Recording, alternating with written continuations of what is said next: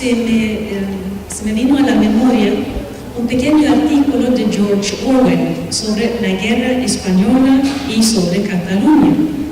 Y en este pequeño artículo, Orwell dice que en Cataluña él entró en contacto por primera vez con reportajes periodísticos que no tenían nada que ver con la realidad. Y dice en el artículo que las mentiras le asustan más que las bombas. Y esto lo escribe en Londres en 1943. Es que esto sucedió en Europa, en un país moderno, a la vista de todos.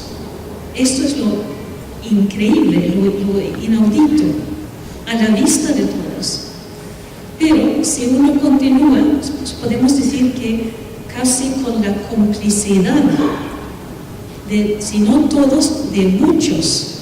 Y esto es lo trágico, lo realmente llamativo.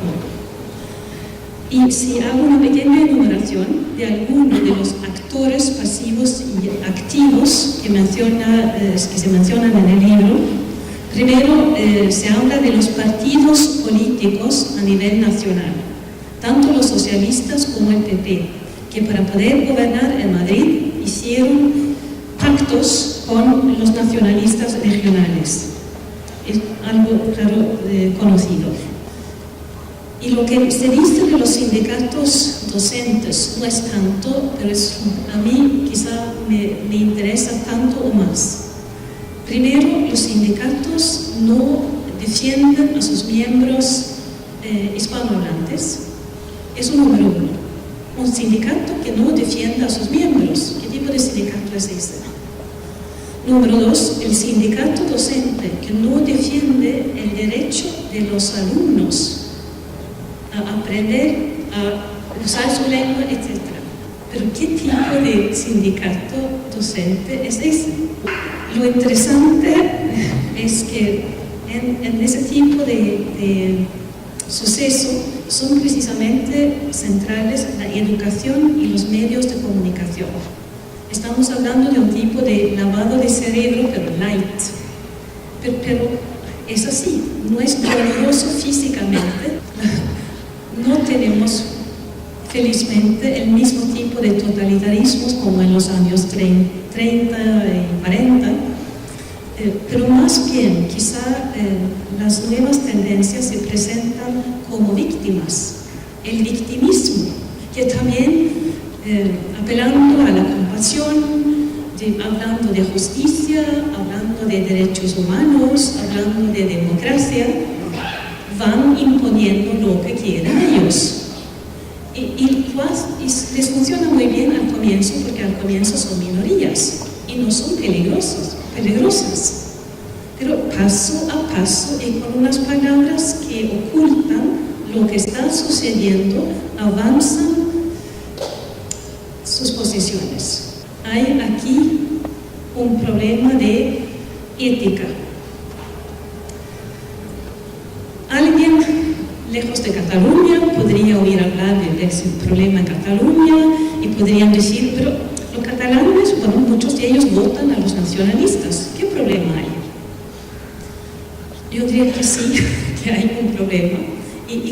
Pero ¿cómo formular el problema? Y quizá una posibilidad sería utilizar la palabra limpio. Esto no ha sido un proceso limpio. El siglo de oro, de vez en cuando en Lope de Vega sale la expresión, esto no es trigo limpio, esto no es trigo limpio.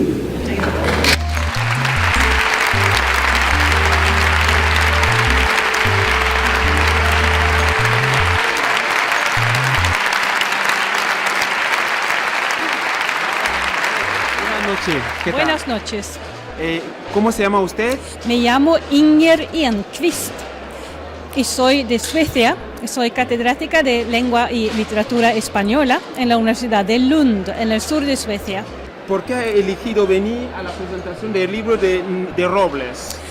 Porque conozco a Robles, he leído el libro y me parece que es un libro muy valiente.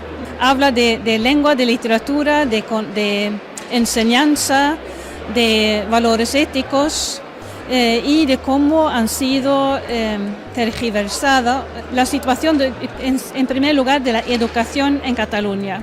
He trabajado mucho con diferentes métodos de enseñanza de idiomas y aquí veo que la inmersión, que es un método de aprendizaje de idiomas, ha sido utilizada para otros fines, para fines políticos más que lingüísticos. Se ha utilizado de manera muy cuestionable.